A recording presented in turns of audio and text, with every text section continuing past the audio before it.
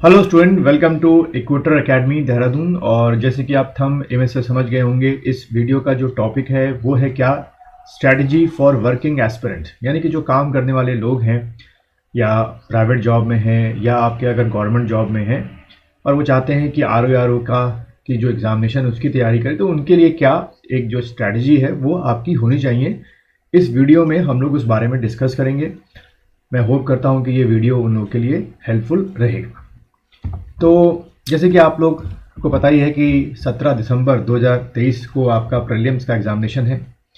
और अब इस बहस में आप मत पड़िए कि नोटिफिकेशन कब आएगा, अगस्त में आएगा कि सितंबर में आएगा कि अक्टूबर में आएगा कि नवंबर में आएगा। लेकिन जब भी आपका नोटिफिकेशन आएगा आपको ये बात तो पता होगी कि आपको 20 दिन मिलेंगे। तो आयोग को अभी से उनका जो भी सीटिंग अरेंजमेंट का प्लान होता है, पेपर होता है, वो अपना काम कर रहे हैं। आपको उससे मतलब नहीं होना चाहिए। अब आप इस बात की फिक्र करना छोड़ दीजिए नोटिफिकेशन कब का आएगा। आप इस बात की फिक्र करिए कि आपके पास जो ये 90 दिन है, मोटा मोटा जो आपके 90 डेज है, यानी कि जैसे कि आप सामने देख रहे हैं सितंबर, अक्टूबर, नवंबर कैलेंडर जो है, इस 3 महीनों के अंदर 90 दिन के अंदर किस तरीके से आप अपनी तैयारी करें। जैसे कि मैंने बताया कि ये जो वीडियो है वो खास तौर पे वर्किंग जो एस्पिरेंट्स हैं उनके लिए बनाया गया है।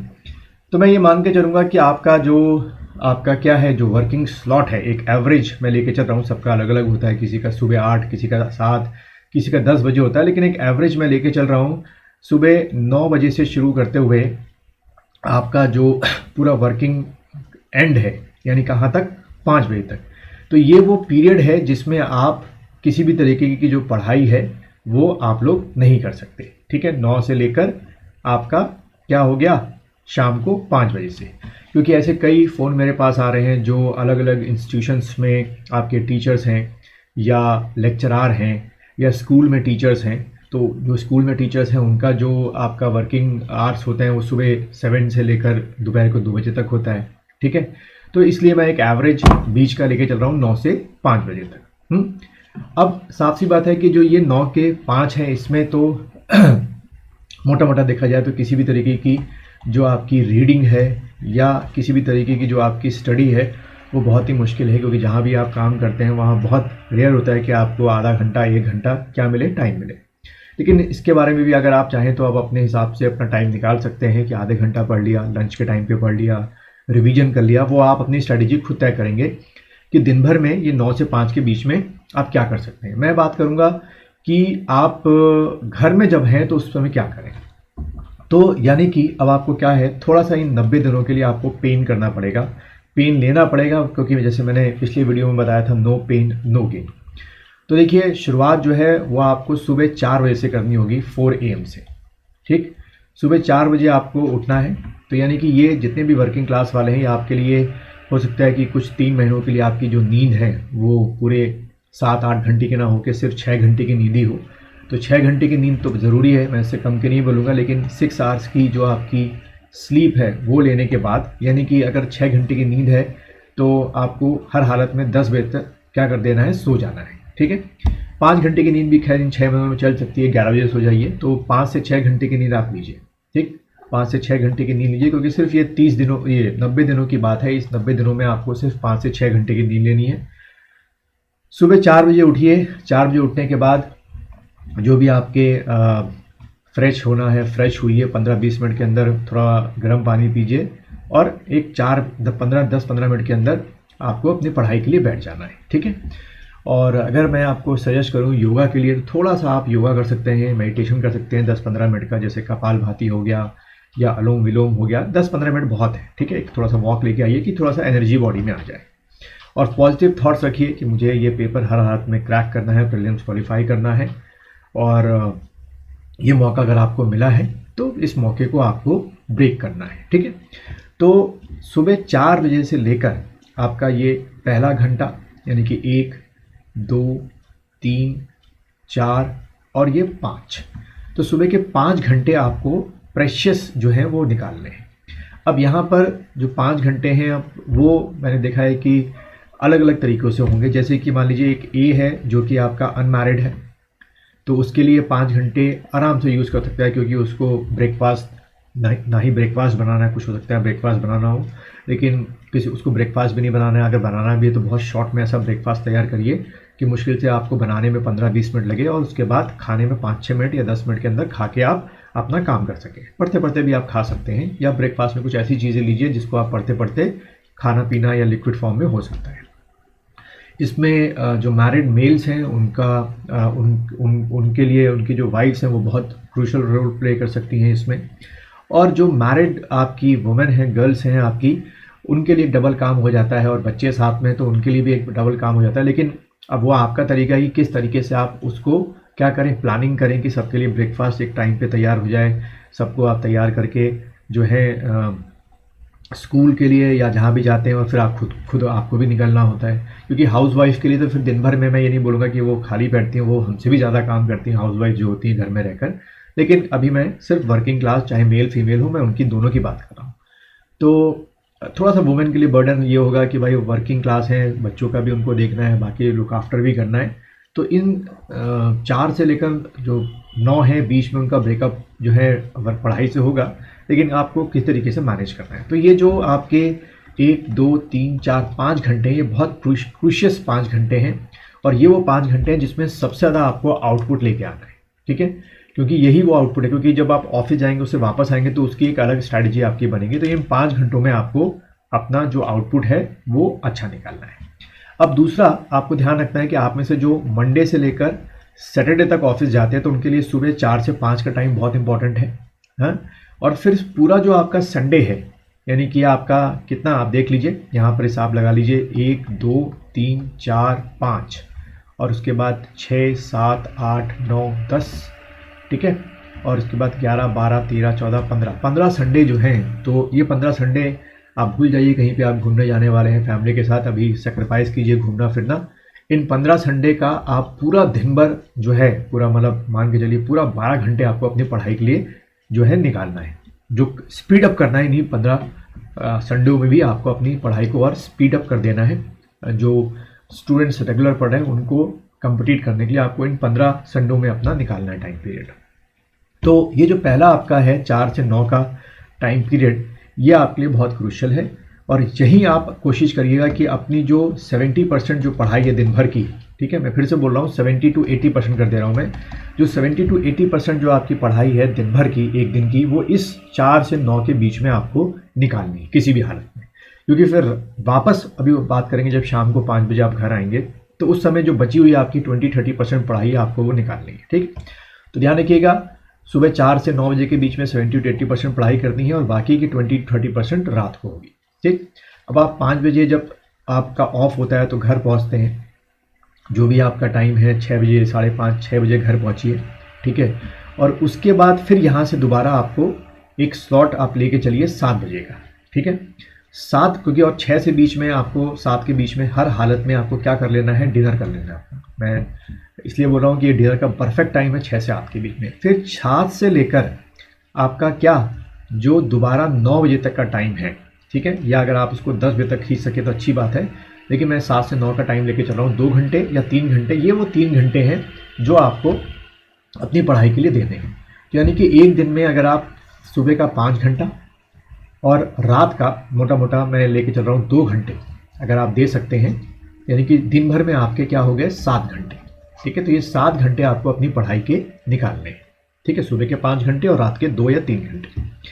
और संडे का जो वो आपके लिए एक बोनस पॉइंट है कि आपके जितने संडे उसमें 12-12 घंटे आपको अपनी पढ़ाई के लिए निकालना है, ठीक है। तो ये एक आपको वर्किंग क्लास वालों को एक लेके चलना है। अब इसमें जो आप में से ऑफिस का जो आपका मोड अगर चेंज हो रहा है, जैसे अगर आप में स्कूल टीचर हैं, प्राइवेट स्कूल टीचर हैं, सुबह 7 से लेकर आपका ये है क्या स्कूल आवर्स हैं, तो इसमें आपको सुबह 4 से 7 का ही टाइम मिलेगा पढ़ने का, या 4 से 6:30 का टाइम मिलेगा। लेकिन फिर आप जब घर आएंगे 2 बजे, तो आपको पूरा 3 बजे से लेकर 10 बजे तक का पढ़ाई का टाइम मिलेगा, ठीक है। तो सबका जो पढ़ाई का टाइम है वो फ्लक्चुएट करेगा, लेकिन निकलेगा एवरेज 7 से 8 घंटे का वर्किंग क्लास वालों का। इससे ज़्यादा टाइम आपको मिल नहीं पाएगा। फिर वो संडे को आपको वो टाइम जो है इन महीनों में आपको बच्चों निकालना है। अब अगर बात की जाए कि टॉपिक्स कैसे उठाए जाएंगे, ठीक है, तो मैं जनरल स्टडीज़ के बारे में पहले बात करूँगा। तो ये आपके जनरल स्टडीज़ के जो हैं सारे आपके 19 टॉपिक हैं, जो आपको रोज़ जो 7 घंटे मैंने आपको बताए उसमें आपको निकालने हैं, ठीक है।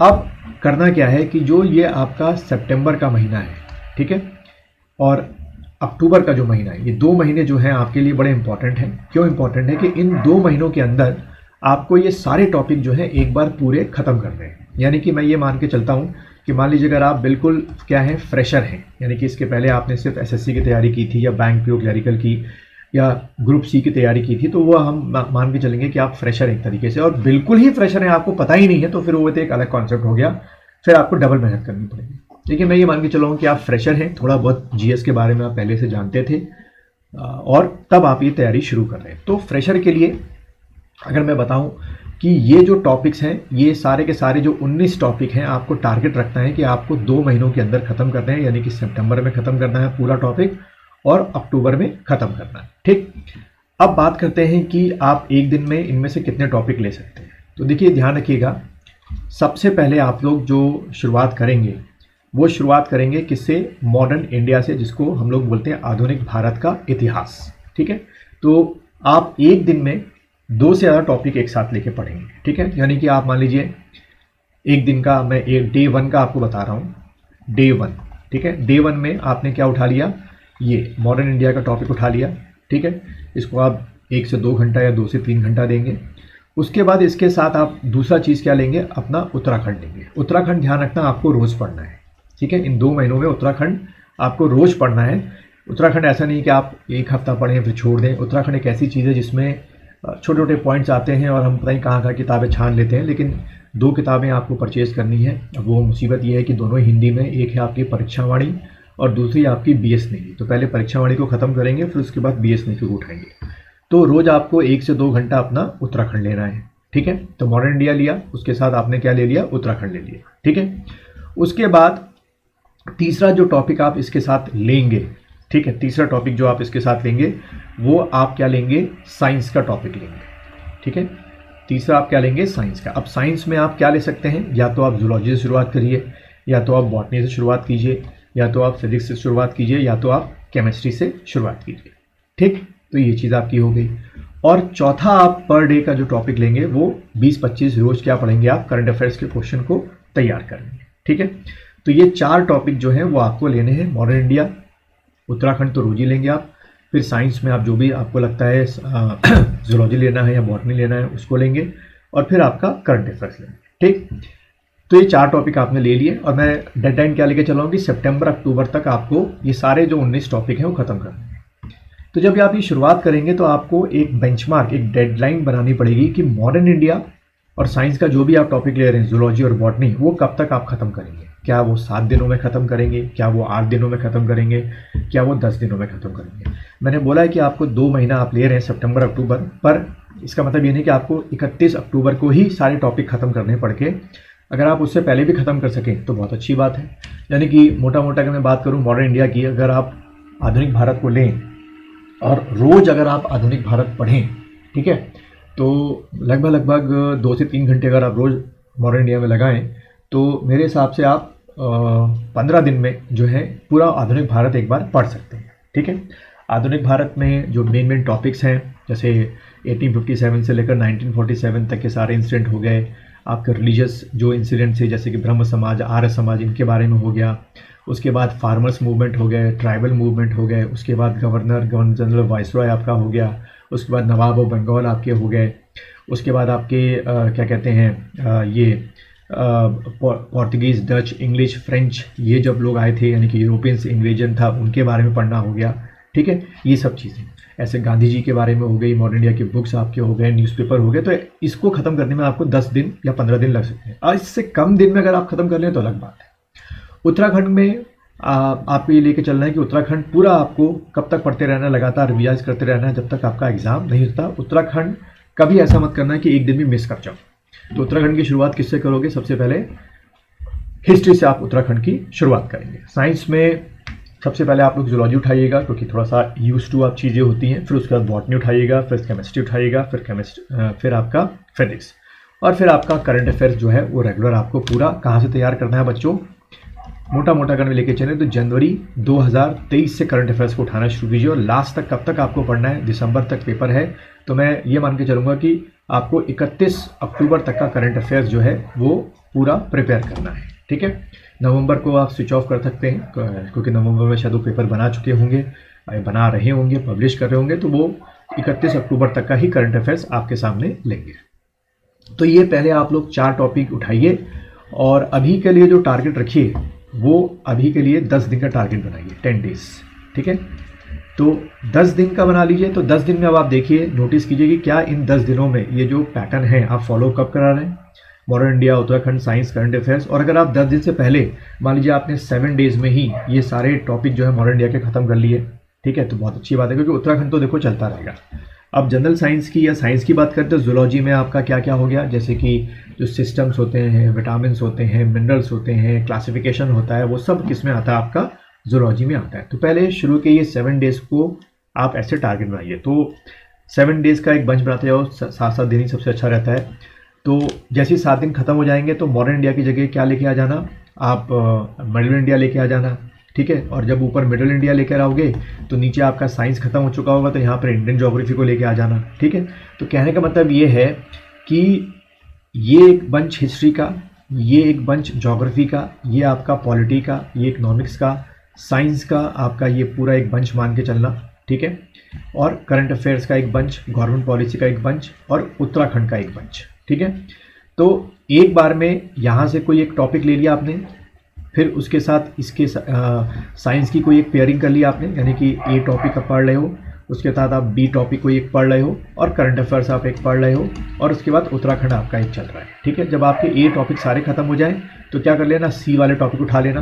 तो सी का टॉपिक आप पढ़ रहे हो, उसके साथ आप पॉलिटी पढ़ रहे हो, ठीक है, उसके साथ करंट अफेयर्स पढ़ रहे हो, फिर उसके बाद आप उत्तराखंड पढ़ रहे हो। तो ऐसे ऐसे करते हुए 7 डेज का आप लोग क्या बनाओ, बंच बनाओ, और टारगेट रखो कि 31 अक्टूबर तक आपको ये रोज़ की जो 7 घंटे की पढ़ाई है वो आपको ख़त्म करके इसको समाप्त करना है। और नवंबर जो आपका महीना होगा वो सिर्फ और सिर्फ क्या होगा, रिवीजन प्लस आपका MCQ टेस्ट।